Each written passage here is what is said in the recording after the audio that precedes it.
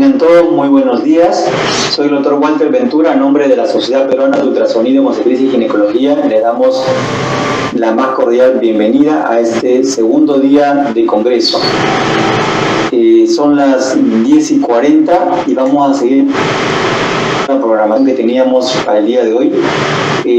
Tenemos el simposio programado sobre utilidad del Doppler en el diagnóstico y seguimiento del RCIU. Para esto hemos invitado a un profesor que es conocido por todos nosotros, profesor Daniel Cafichi. Este simposio llega por auspicio de la empresa Minray Perú y la empresa Irisac. Ambas empresas siempre comprometidas con la educación y la difusión del conocimiento del ultrasonido para todos nosotros los médicos asociados. Les agradecemos a nombre de la sociedad el apoyo que siempre nos han brindado, especialmente en estos eventos de gran trascendencia para todos nosotros. Entonces, sin más, vamos a presentar al doctor Daniel Cafichi. El doctor Daniel Cafichi es conocido por todos nosotros, siempre ha estado presente en múltiples eventos de la sociedad y ha visitado varias veces nuestro país. Por el tema de la pandemia lo tenemos ahora de modo virtual. El doctor Daniel Cafichi, para recordarles, es médico ginecólogo obstetra, especialista en diagnóstico prenatal ultrasonográfico, es autor de varios libros y varias publicaciones, es director de docencia e investigación de la Sociedad Argentina Ultrasonografía en Medicina y Biología, es profesor invitado de la Universidad Nacional del Nordeste Argentina y es presidente electo de la Federación Latinoamericana de Sociedades de Ultrasonido. El tema de su expertise es justamente sobre el crecimiento intrauterino. Entonces, vamos a dar pase al doctor para que nos comente sobre utilidad del Doppler en el diagnóstico y seguimiento de RCIU. Las preguntas las pueden ir haciendo a través del chat y luego vamos a tener un espacio de 10 minutos para poder resolver todas las preguntas. Adelante, doctor Daniel Cafichi, lo tenemos ya en vivo. Muy buenos días. Les voy a, antes de agradecerles, compartir mi pantalla. A ver si me confirman que esté correcta.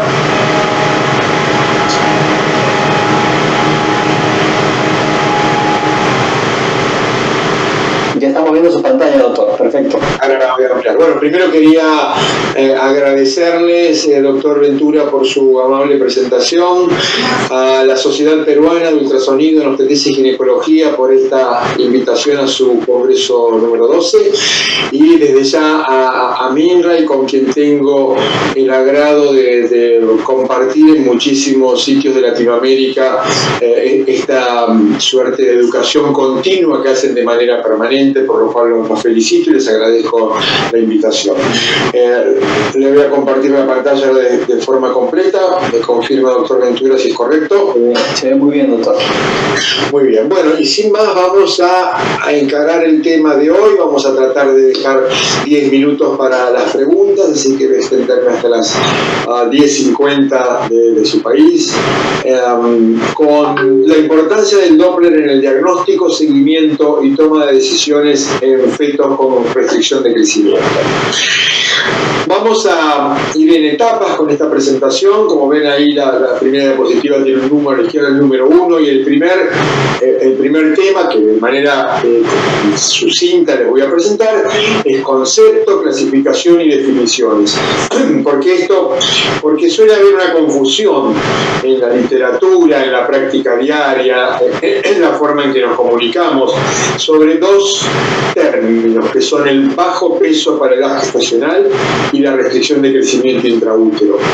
Y me refiero a esto porque definitivamente no es lo mismo. Ustedes saben que un bajo peso puede ser un bajo peso constitucional, sin ninguna patología, que simplemente es pequeño porque su genética está predeterminada para que tenga un peso menor. Por lo tanto, no todo feto que esté por debajo del límite inferior, habitualmente percentil 10, percentil 5, va a ser una restricción de crecimiento, va a haber pequeños constitucionales. Por otra parte, hay fetos que crecen de manera inadecuada y que no caen por debajo del límite inferior de peso, porque tal vez tenían un estrato defecto genético para nacer con 4 kilos, pero nacen con 3 kilos. Si uno lo lleva a la tabla de peso, es un peso adecuado, pero definitivamente no cumplió con su potencial de crecimiento y por lo tanto no toda restricción de crecimiento va a ser necesariamente un bajo peso. El desafío entonces no es identificar al grande o al pequeño, sino a aquellos que tienen mayor riesgo de insuficiencia placentaria, dado que estos son los que tienen mayor riesgo de morbilidad perinatal. Para esa diferencia hemos seguido durante mucho tiempo esta secuencia. Este es el paradigma que teníamos hasta hace unos años, donde cuando nos encontrábamos con un feto de bajo peso, lógicamente a través de la anatomía ultrasonográfica, de los marcadores, tal vez de un estudio cromosómico, tratábamos de identificar a aquel que tenía una patología propia, al RCU que llamamos intrínseco o intrínseco o enfermo, o sea, aquel que tal vez tenía una neuploidía o tenía algún proceso infeccioso o alguna malformación estructural y eso daba cuenta de su alteración en el peso. Ahora, si no encontrábamos nada estructural, era el Doppler de la arteria umbilical el que nos iba a clasificar si el Doppler era anormal en un feto con insuficiencia placentaria y si el Doppler estaba normal en un feto pequeño constitucional. Y esas eran las 3 divisiones que teníamos: un gran número de pequeños constitucionales, o sea, pequeños pero sanos, un grupo menor de restricciones de crecimiento de causa placentaria y un grupo con alguna patología propia del feto, infecciosa, cromosómica, genética, etc. Ahora bien, para eso nos basábamos en la relación que hay entre la arteria umbilical con la suficiencia vascular y la perfusión placentaria. Sabemos que en una placenta normal la sangre va desde el feto hacia la placenta a través de las arterias umbilicales y si se encuentra con un territorio placentario amplio, muy vascularizado, nos va a devolver en el Doppler de la arteria umbilical un patrón de baja resistencia.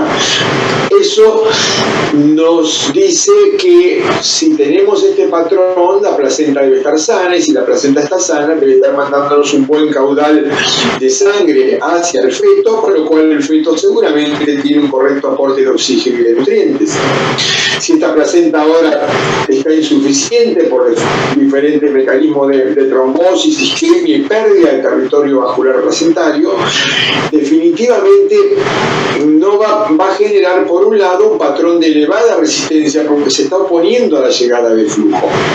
Ese patrón de elevada resistencia me va a decir, bueno, se supone entonces que esta placenta tiene una insuficiencia vascular que hace que la sangre no llegue bien y por lo tanto, si tiene una insuficiencia vascular, me va a estar enviando una pequeña cantidad de sangre hacia el feto y eso va a generar un déficit de nutrientes y un déficit de oxígeno. En base a esto es que decíamos umbilical normal, feto sano, pequeño constitucional, umbilical anormal, feto con insuficiencia placentaria. Que el hecho de que una umbilical anormal nos refleje una insuficiencia placentaria es cierto y no ha cambiado, ¿no? Pero lo que sí tenemos que prestar atención debido a las investigaciones en los últimos 10 años es que hay un grado de compromiso del árbol vascular velocitario progresivo que va a determinar cambios diferentes a nivel de la arteria umbilical. Y que cuando tenemos una placenta que tiene comprometido menos del 30% de su territorio, hay una insuficiencia placentaria pero leve, entonces la arteria umbilical no va a manifestar cambios. No quiere decir que no haya un compromiso placentario, lo hay, solo que quiere decir que la arteria umbilical no lo refleja. Cuando el compromiso placentario sea mayor al 30% y habitualmente menor al 60%, vamos a experimentar un aumento en el índice de pulsatilidad de la arteria umbilical. Es un compromiso moderado. Cuando el compromiso supere el 60%, nos vamos a encontrar con un patrón de peor pronóstico que refleja en el Doppler un flujo ausente o un flujo reverso. Por lo tanto, esto, remarco el hecho de que podemos tener un compromiso placentario, como estamos viendo acá, y la umbilical se va a encontrar normal. Quizás están elaborando esto que les digo, ese paradigma de que una umbilical normal era un 100% de correlación con un bajo peso constitucional sano, ya no sirve más. Entonces, este aspecto se ha modificado y ahora cuando estemos con una umbilical normal, sobre todo en embarazos tardíos, vamos a tener dos opciones. La posibilidad, obviamente, de un voto constitucional, y como ven acá en la torta de la izquierda, este porcentaje bajó y aparece una nueva condición, que es la de la insuficiencia placentaria leve, que habitualmente se da en los fetos con restricción de crecimiento tardía, aquellos que tienen entonces dos características, se inician y se diagnostican más tardíamente, un poco por convención se ha establecido la semana 32, y tienen una insuficiencia placentaria leve. En base a esto, un consenso a través de un estudio hecho a través de encuestas, metodología Delphi, ha clasificado la restricción de crecimiento intrauterina placentaria en precoz y tardía. Y esto es las recomendaciones que hace ISUO para la clasificación, donde la restricción de crecimiento precoz es aquella que se diagnostica hasta las 32 semanas sin anomalías congénitas, porque estamos hablando de placentario, y agrega al concepto de peso fetal la circunferencia abdominal. Si el peso fetal o la circunferencia abdominal están por debajo del percentil 3, esto tiene una asociación tan importante con un mal resultado perinatal que no hace falta del estudio Doppler para el diagnóstico. Va a hacer falta para el seguimiento, porque si usted tiene un peso o un feto con peso en el percentil 2, es una restricción de crecimiento. Precoz o tardía según el momento en que lo haya diagnosticado, pero es una restricción de crecimiento y no necesita del Doppler. ¿No necesita el Doppler para nada? No necesita del Doppler para el diagnóstico. Necesita del Doppler para el seguimiento y para evaluar la toma de conductas, pero el diagnóstico ya está establecido. La otra alternativa es que su feto también no tenga anomalías congénitas y esté diagnosticado antes de la semana 32, pero la circunferencia abdominal o el peso esté por debajo del 10, no debajo del 3, o sea, entre el 3 y el 10, pero combina con una arteria uterina o arteria umbilical por encima del percentil 95, y eso define a la restricción de crecimiento precoz. Como dijimos, en la restricción de crecimiento tardío no hay anomalías congénitas, pero la gran diferencia con el primario no hay porque estamos hablando de placentario, ¿sí? No es que no haya una posibilidad de una restricción de crecimiento de causa estructural, pero estamos hablando de recibir placentario. La diferencia son dos. Primero, el momento es después de las 32 semanas.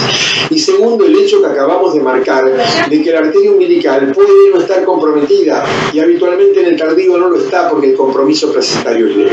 Por lo tanto, el concepto de percentil 3 queda igual, esto depende del momento, pero siempre que tengamos un peso por debajo del percentil 3 es restricción de crecimiento. Pero como no tenemos la umbilical, nos vamos a basar en otros parámetros. Una circunferencia abdominal o peso fetal por debajo del 10, o una caída en la curva de estos parámetros, o bien una relación cerebro-placentaria por debajo del percentil 5, o una arteria umbilical por encima del 95, que no siempre va a estar presente, o también agregamos en la práctica una arteria uterina por encima del 95, del percentil 95. ¿Y qué para la cerebral media? Obviamente también está involucrada, y si la cerebral media estuviera por debajo del percentil 5, clasifica al retardo tardío, pero convengamos que habitualmente se va a alterar primero la relación cerebro-placentaria.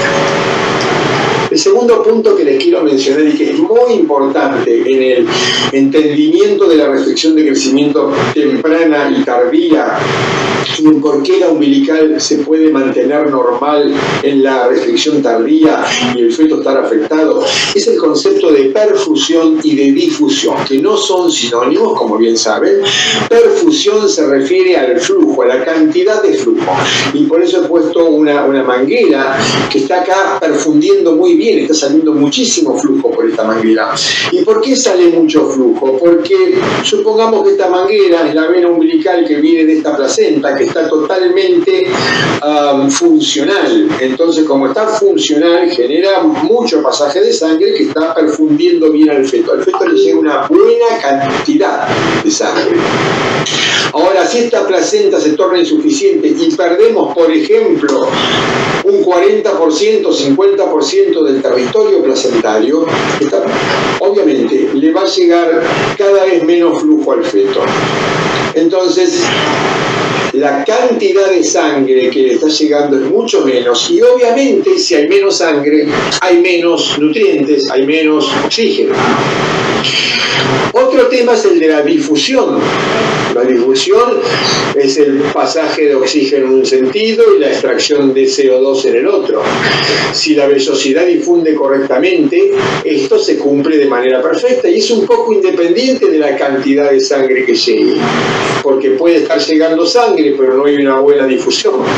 Entonces, si la difusión está alterada, esto se va a ver complicado.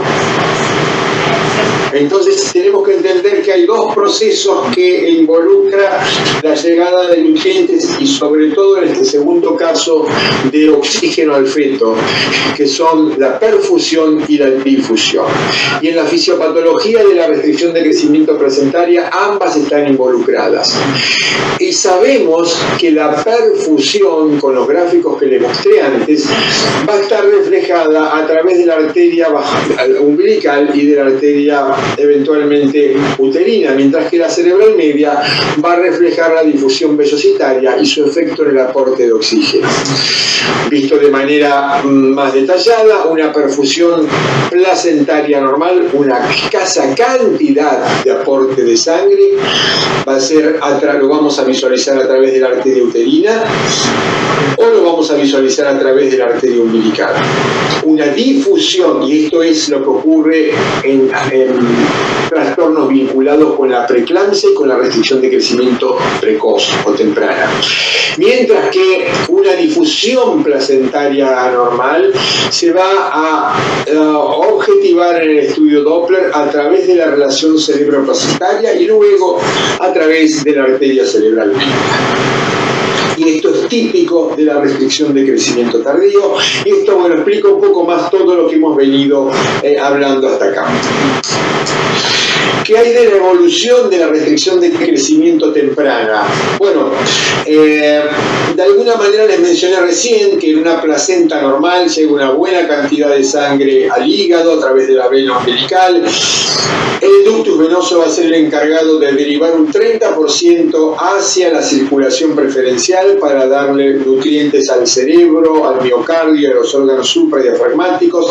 El 30% restante va a ir al hígado y del hígado vuelve al corazón derecho para luego irrigar los territorios subdiafragmáticos, volver por las arterias umbilicales hacia la placenta. Estamos frente a la insuficiencia placentaria, la cantidad de flujo que le llega al feto por la vena umbilical disminuye. El feto reacciona cuando al hígado le llega menos sangre, entonces reacciona derivando una mayor cantidad hacia el corazón izquierdo para proteger los órganos nobles. Esto lógicamente va en detrimento de lo que le va a llegar al hígado, y eso va a hacer que la circunferencia abdominal se vea reducida de tamaño y luego sigue su camino de retorno a través de las arterias umbilicales a la placenta. De esta forma podemos distinguir 3 etapas: una etapa preclínica, donde hay un menor aporte de sangre, una mayor derivación a través del ductus venoso, empieza a haber menos aporte de glucosa y nutrientes y se depresionan las reservas de glucógeno, disminuye el tamaño del hígado y por lo tanto de la circunferencia abdominal. En este momento el Doppler no nos dice nada. Tal vez en una etapa, en una restricción de crecimiento tardía, logremos ver la alteración de la relación cerebro-umbilical, y lo importante sería la disminución de tamaño de la circunferencia abdominal. Pero recuerden que a veces en etapas muy tempranas la circunferencia abdominal se reduce para ese feto, pero no llega a caer por debajo del percentil 10 y no nos damos cuenta. Si el proceso de insuficiencia placentaria, estamos hablando de un trastorno precoz y es lo lógico que siga evolucionando, vamos a pasar a una etapa que se conoce como clínica o de adaptación, donde ahí ya sí tenemos, tal vez desde antes o tal vez agregado ahora, un aumento en la resistencia de las arterias uterinas, umbilicales, y luego una disminución de la resistencia de la cerebral media por un aumento de la velocidad sistólica que puede estar ocurriendo también. Si el proceso sigue avanzando, y lo lógico que ocurre en una restricción de crecimiento tardía, si es que no tuvimos que terminar antes la gestación, entonces vamos a vernos frente a una etapa de descompensación, donde hay una hipoxia crónica o hipoxemia crónica, una acidemia, porque los órganos que tienen menos flujo están trabajando en anaerobiosis y generando ácido láctico, falla cardíaca por la sobrecarga que la insuficiencia placentaria le genera a los órganos subdiafragmáticos, y esto se lo transmiten al corazón, lesiones parenquimatosas en estos órganos que tienen menos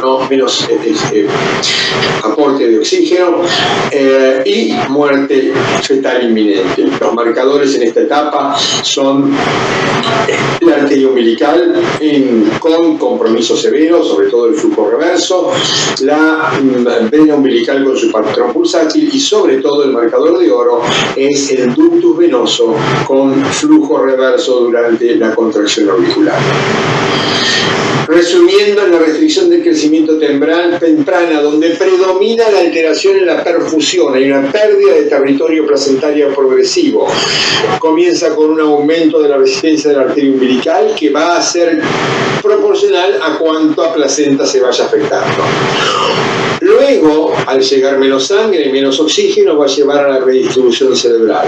Y en etapas más tardías, con la etapa de descompensación, vamos a ver la alteración de los flujos venosos, de los marcadores biofísicos, y sobreviene la muerte. En esta RCI temprana, la latencia desde el diagnóstico hasta los cambios tardíos es de aproximadamente 4 a 6 semanas. Y va a depender del grado de pérdida de flujo diastólico en la arteria umbilical y de la edad gestacional. Cuanto más temprano es, mayor la tolerancia del feto para adaptarse a esta hipoxia. El RCI tardía, el punto número 4 que vamos a ver, algo ya mencionamos, un peso fetal estimado o circunferencia abdominal por debajo del percentil 3, estamos hablando de más de 32 semanas o más, o la caída en el peso fetal estimado o la circunferencia abdominal, combinado con habitualmente uterinas elevadas, relación cerebro-placentaria disminuida, cerebral media disminuida, que seguramente va a ser posterior a la relación cerebro-placentaria, y la arteria umbilical, que no sea un modificador, una modificación habitual, no quiere decir que no la tengamos en cuenta si de repente aparece. ¿Cómo evoluciona esta restricción de crecimiento tardía? Bueno, y cuáles son las características. El compromiso en la perfusión dijimos que era menor. Dijimos que tenía habitualmente un compromiso menor al 30%, y eso llevaba a que en una gran mayoría de casos la arteria umbilical no se alterara. Pero predomina la alteración en la difusión. Hay vellosidades que están presentes, que están recibiendo sangre, pero que difunden mal. Entonces, esto va a determinar que caiga un poco la resistencia en la cerebral media. Hay un pequeño aumento de la arteria umbilical. Ninguna de las dos caen por debajo o por encima de su límite, con lo cual un pequeño pequeño aporte de cada una lleva a una disminución de la relación cerebro-umbilical. Luego, cuando se profundice el compromiso, va a disminuir la resistencia en la cerebral media. Adicionalmente, puede haber oligoamnios, alteraciones en el monitoreo, y la latencia desde el diagnóstico hasta el parto es más larga, hasta 9 semanas, y depende bastante de la alteración del Doppler cerebral. Vamos al quinto de los 6 puntos que tenemos para ver un poco del seguimiento y la finalización. Y vamos a comenzar por algunos antecedentes, no de la paciente, sino algún background de información científica que tengamos, para tratar de responder a la pregunta habitual: ¿cuándo terminar? ¿Cómo vigilar? Y la balanza les está mostrando un balance entre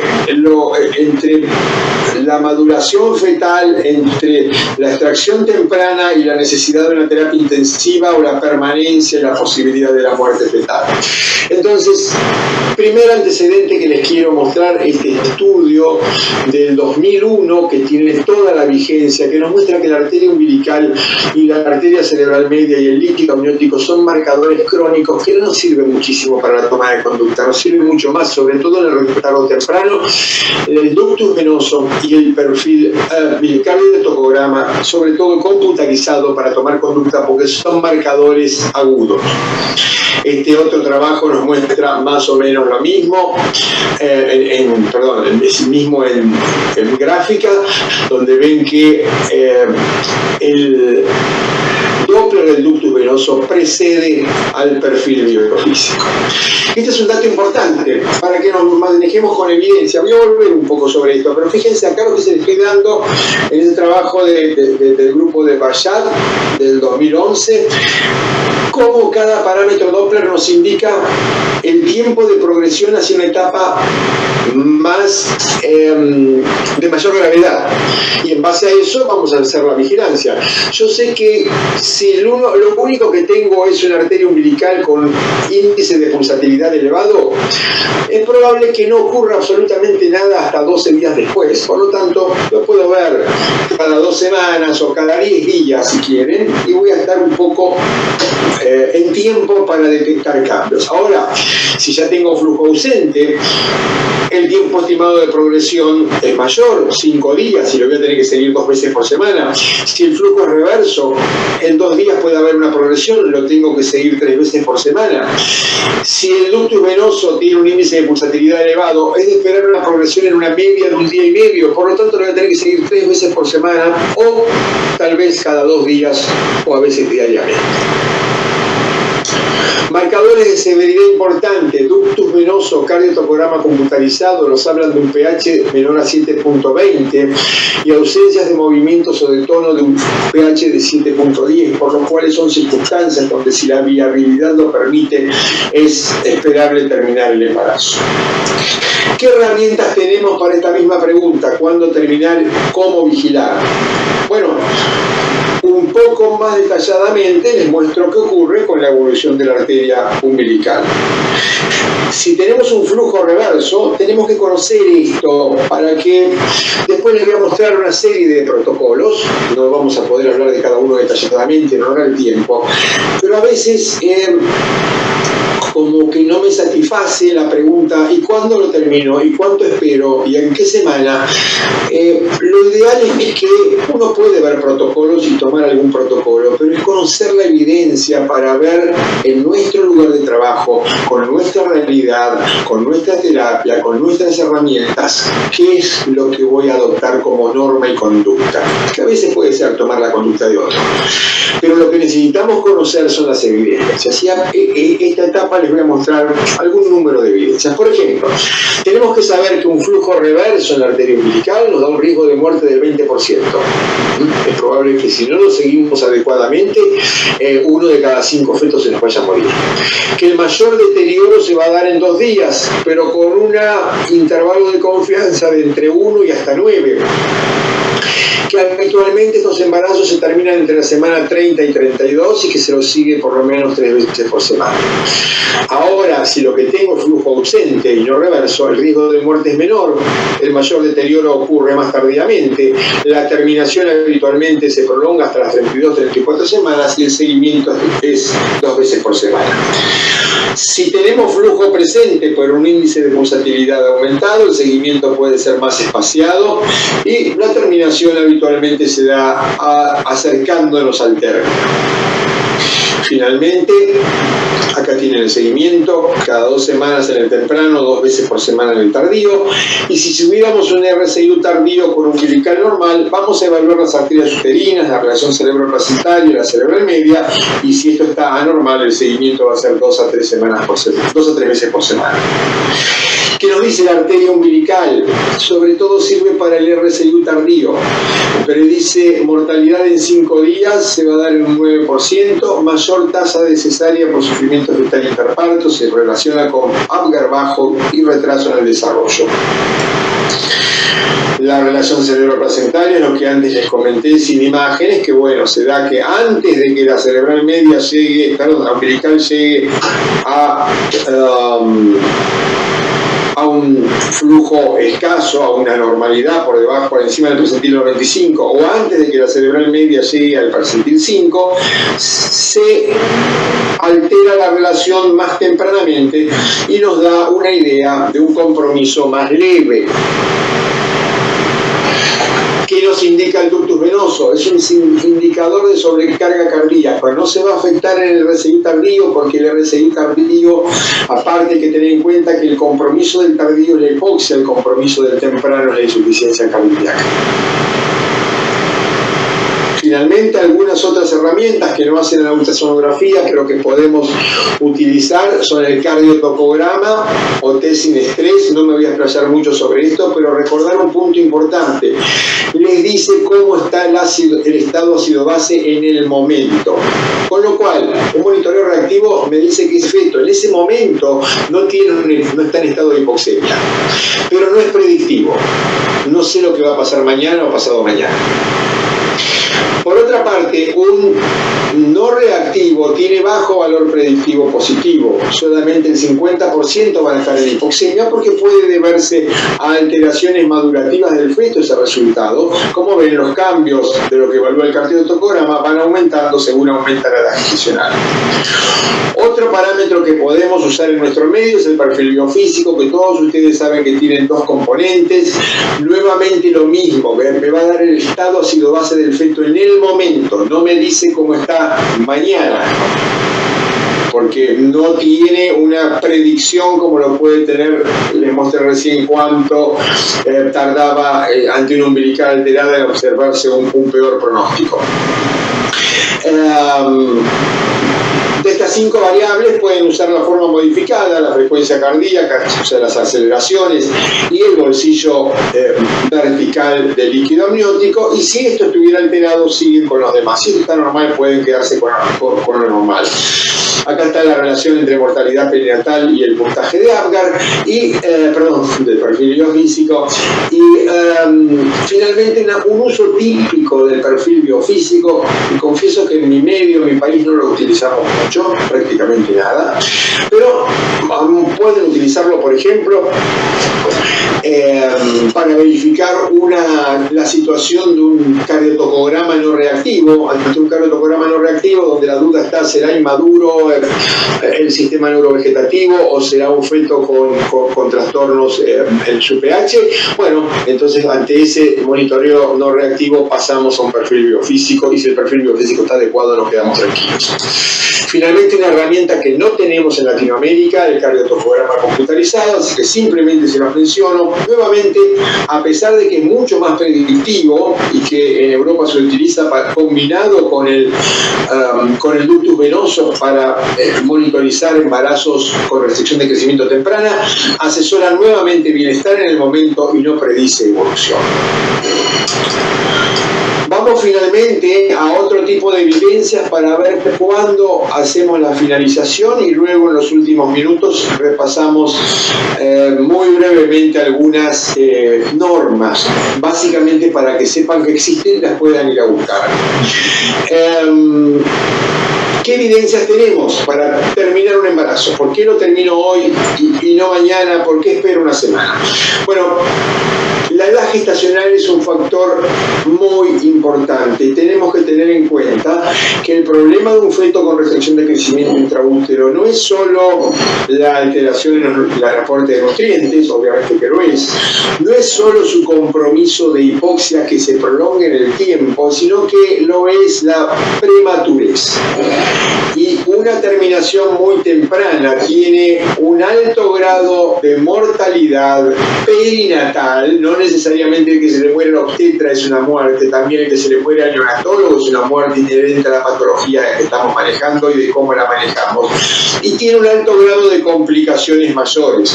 Por eso es que habitualmente la conducta antes de las 26 semanas es expectante y solamente se toma conducta por causas maternas, porque ese feto que saquemos antes de las 26 semanas puede depender un poco de la terapia que tengamos, pero habitualmente va a tener una tasa muy elevada de mortalidad perinatal. No se nos murió a nosotros porque lo sacamos, pero se muere al día siguiente. Y si sobrevive va a tener una elevada tasa de complicaciones. A medida que avanza la edad gestacional, obviamente disminuye la mortalidad, que son las barras grises, y la morbilidad, que es la línea azul. Llegamos a un estado de bastante tranquilidad entre las 32 y las 35 semanas, y acá vuelve a subirse el temor a la muerte súbita que puede ocurrir en las últimas semanas, y por lo cual en muchas ocasiones en semana 38 se está tomando una conducta. Las complicaciones mayores, bueno, esto indica cómo aumentan a partir de la semana 30, es un buen punto de corte, por eso en base a esto se basan todas las conductas de cómo terminamos una gestación. Lo mismo, mostrado de otra manera, como la sobrevida y la sobrevida sin secuelas hasta la semana 27 mejora 2% por día. Por lo tanto, si ustedes pudieron dejar un feto inútero una semana más, la mortalidad y la sobrevida sin secuelas se altera mucho. Disminuye la mortalidad un 14%, disminuye la morbilidad otro 14%.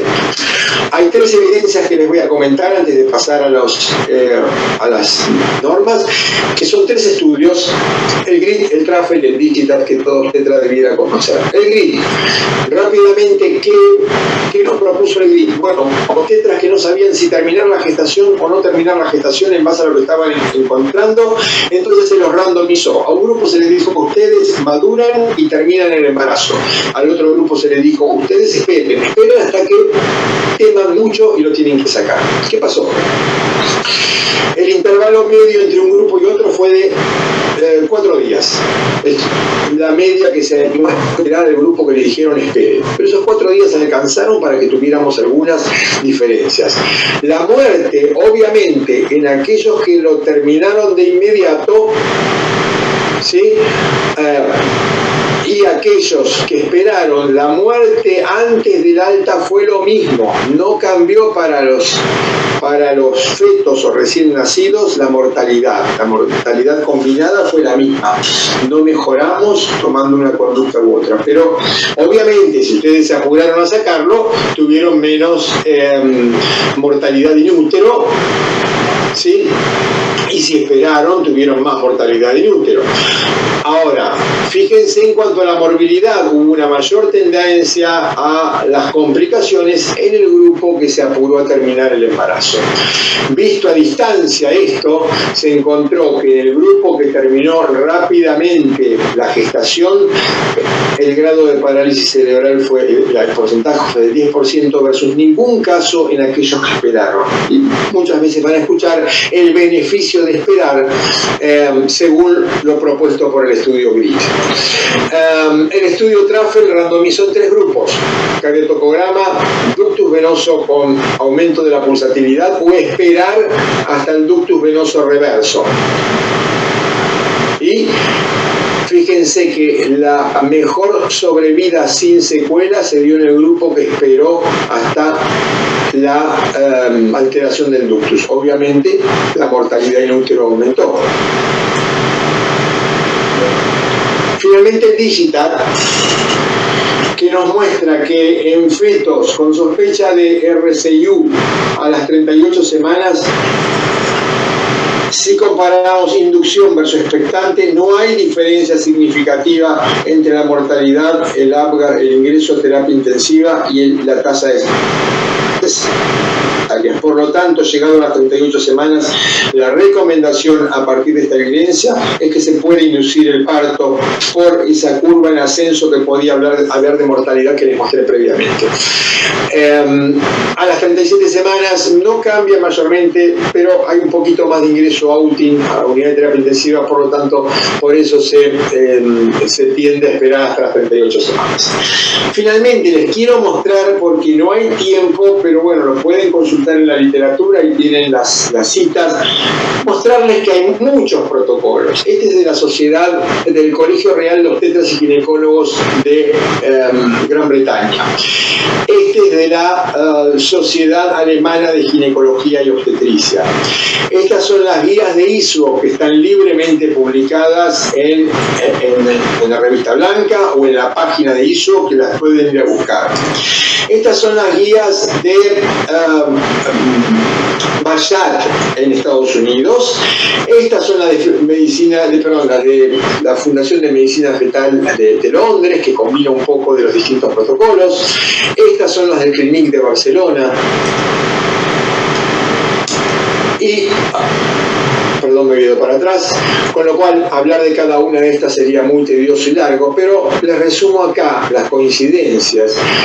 Habitualmente, antes de las 26 semanas, la indicación materna, 26 a 30 semanas ductus venoso, 30 a 34, algunos 30 a 32, otros 32 a 34, flujo reverso en la umbilical, 34 a 37, flujo ausente en la umbilical, 37 semanas o 38, dependiendo que haya alteración del Doppler o no, entre 37 y 38, percentil 3, uterinas, relación cerebro-umbilical y cerebral-medio. Diferencias entre algunas guías y las otras, sobre todo entre las europeas y las de Estados Unidos y Fundación de Medicina Fetal de Londres, la incorporación del perfil biofísico y del cardioautocorado. Por lo tanto, recordar intervenir de manera adecuada, acorde con las evidencias que les mostré, acorde con los protocolos que puedan leer y acorde con su realidad, no tomar el primer protocolo que nos cae y ver si realmente se adapta o no. Recordar que como se gana sobre vida sin secuelas, sin útero, y ver los puntos adecuados para la terminación. Recordar que la arteria umbilical habitualmente no se altera en la recién tardía y utilizar el protocolo que más se adapte o diseñar el propio, como les dije recién, pero conociendo la evidencia disponible.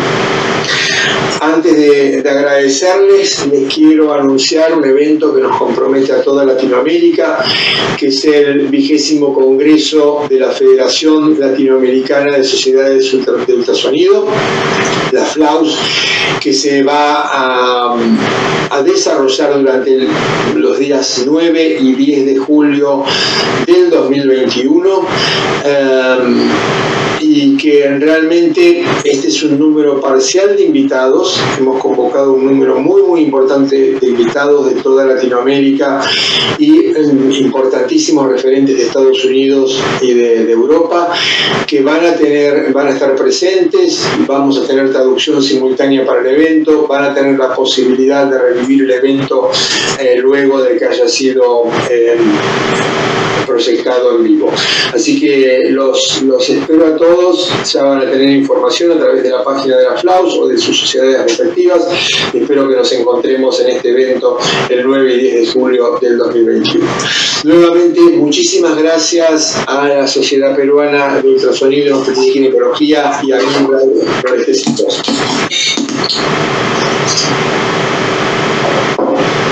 Doctor Daniel Cafichi, muchas gracias por la brillante presentación y por el resumen de actualizarnos sobre este tema tan importante como es restricción de crecimiento intrauterino. Vamos a ir leyendo algunas preguntas que nos han puesto en el chat. Yo también tengo aquí algunas preguntas de mi parte.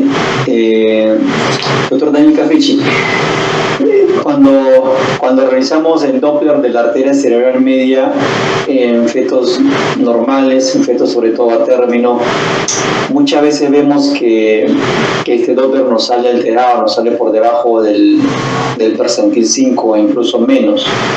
¿Cómo interpretar ese Doppler de la arteria cerebral media en un feto que está creciendo completamente normal y tiene todas sus variables biofísicas normales?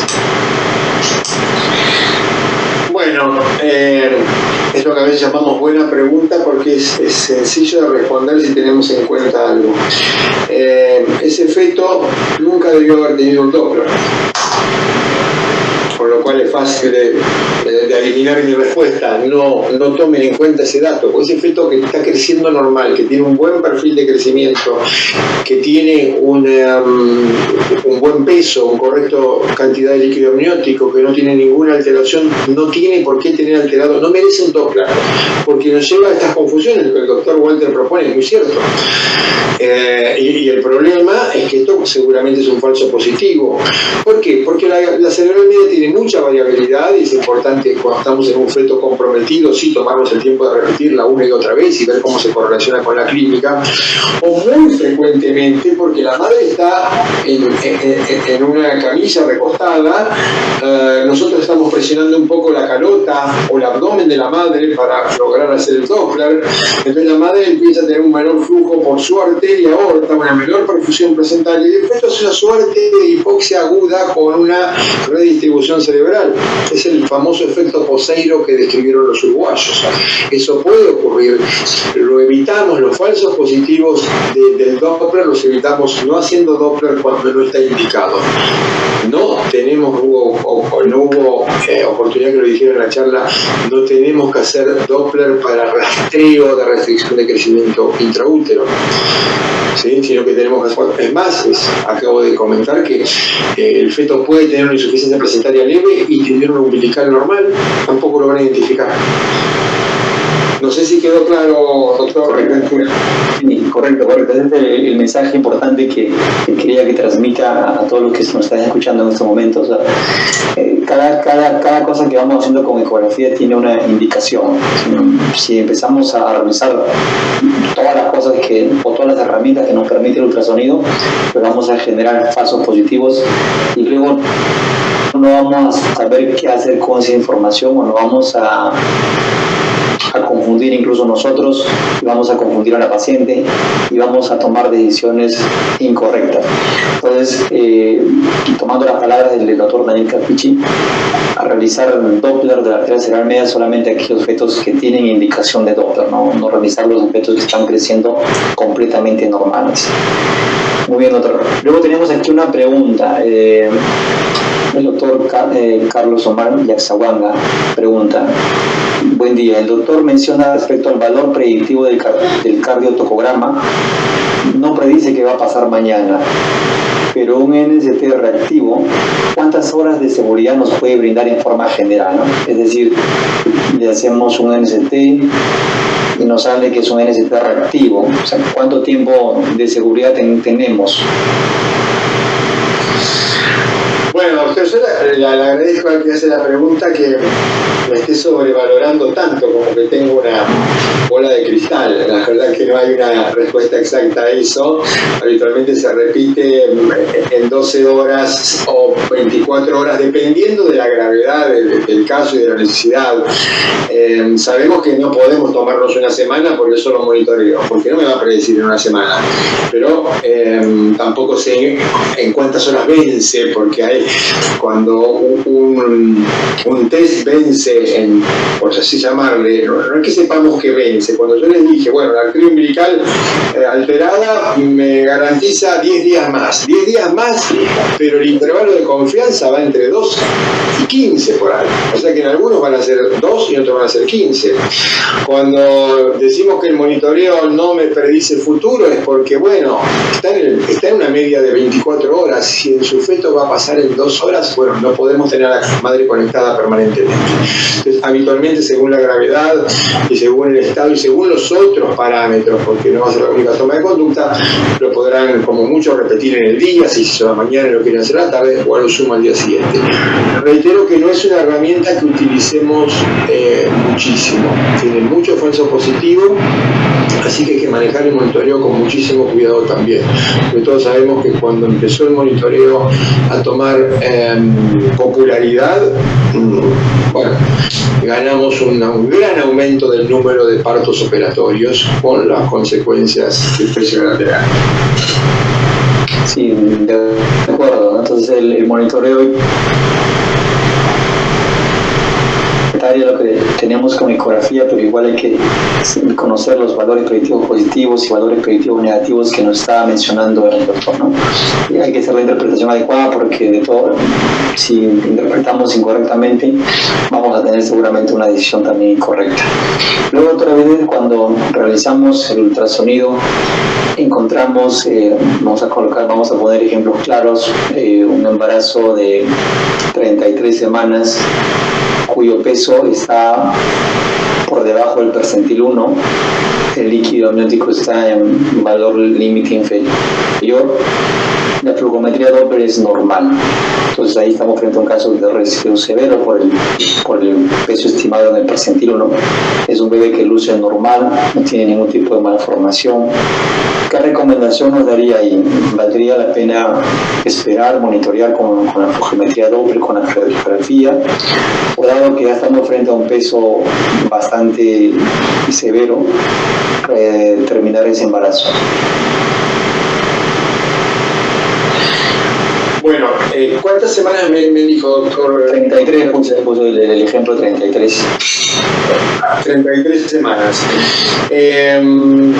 Bueno, en base a las evidencias que vi, y si ustedes se toman el trabajo de revisar cada una de las normas que también les mostré, ninguna norma toma el líquido amniótico como herramienta para la toma de conductas.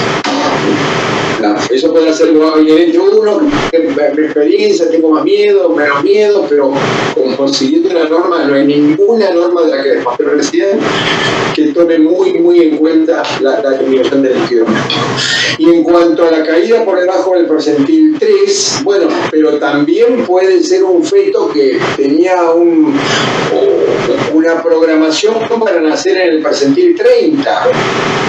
Y que un poco de caída lo llevó al 3, entonces no, el peso por sí solo diagnostica RSIU, no termina RSIU hasta la semana 38, donde ahí toda sospecha de RSIU en general se está tratando de terminar en la semana 38, inclusive en semana 38, pero es la recomendación de todas las normas y de la evidencia. Correcto, doctor. Entonces, bueno, esos son escenarios que suelen suceder. Encontramos fetos por debajo del percentil 1 y luego tenemos la duda de que como estamos cerca de la semana 34, si valdría la pena o no terminar ese embarazo. Luego, doctor, no sé si nos podría explicar también con un lenguaje bastante sencillo, como usted suele hacer, ¿qué significa un flujo reverso en la arteria umbilical? Así, ¿cómo es posible que un flujo reverso en la arteria umbilical pueda aún perfundir la placenta o al feto, ¿no? ¿Cómo interpretamos desde un punto de vista básico fisiológico? Bueno, recordemos que el flujo reverso durante la diástole. No quiere decir que no esté perfundiendo. Y si nosotros miramos muchas de nuestras arterias, la arteria ilíaca externa tiene flujo reverso y nos perfunde, ¿sí? O sea, tiene un territorio de alta resistencia por delante, pero no quiere decir que deje de perfundir. Obviamente no es la misma. Lo que me indica la resistencia que hay en la placenta, porque no se olviden que lo que perfunde la placenta es el feto, no la arteria umbilical. La arteria umbilical va hacia la placenta. En todo caso, la arteria umbilical perfunde a la placenta, no al feto. La arteria umbilical con alta resistencia me dice: esa placenta yo no tengo donde entrar porque todos los vasos están tapados. Y si los vasos están tapados, me debe estar mandando poca sangre. Entonces, cuanto mayor es la resistencia, empezando por un IP en el 80, 95, ausente, reverso, mayor en mi cabeza dice alta resistencia. Eso desde el punto de vista de la explicación hemodinámica. Desde el punto de vista de la explicación clínica o de la correlación clínica, ya vimos que es un patrón de severidad, pero que igualmente, dado que hasta la semana 30 el feto todavía es bastante lábil, no se suele tomar conducta con un flujo reverso hasta la semana 30. Yo sé, porque me estarán escuchando y tildando de desequilibrado, yo sé que muchas veces en el consultorio y en la parte práctica privada, todo lo que yo les estoy comentando, que no es ni más ni menos que la evidencia que hay en todo el mundo, no son inventos míos. Bueno, llama la atención y ustedes por ahí, nosotros en la clínica toman conducta un poco antes, pero esto es lo que se recomienda. Recuerden, prematurez, mortalidad. También podemos enfermar al feto de prematurez. Correcto. Bueno, doctor Daniel Cafici, muchas gracias por su presentación. Creo que las ideas han quedado bastante claras. Gracias nuevamente a la empresa IRISAC y MinRay Perú, a través de la persona de Andrea Sáenz, que siempre está presente en estos eventos de educación continua y siempre apoyando a la Sociedad Peruana de Ultrasonido, Hemostasis y Ginecología. Muchas gracias, doctor Daniel Cafici. Lo dejo en vivo para que pueda despedirse de nosotros, por favor. Bueno, nuevamente mi agradecimiento. Es un poco difícil no ver a todo el público, pero ya nos volveremos a encontrar. Les agradezco a todos los que estuvieron escuchando su presencia, su participación con las preguntas. Los espero para el evento de FLAUS y les deseo lo mejor para ustedes y cuídense mucho. Muchas gracias, doctor. Entonces, estamos ya terminando este simposio organizado por la empresa MinRay y IRISAC para invitarlos a la continuidad de nuestro programa. Tenemos algunos simposios más programados durante el transcurso del día y luego en la noche tenemos a las 19 horas empezamos con el bloque de complicaciones del embarazo, y en complicaciones del embarazo vamos a comentar sobre parto prematuro y luego vamos a comentar sobre preeclampsia y vamos a finalizar con una auditoría sobre la evaluación de Doppler.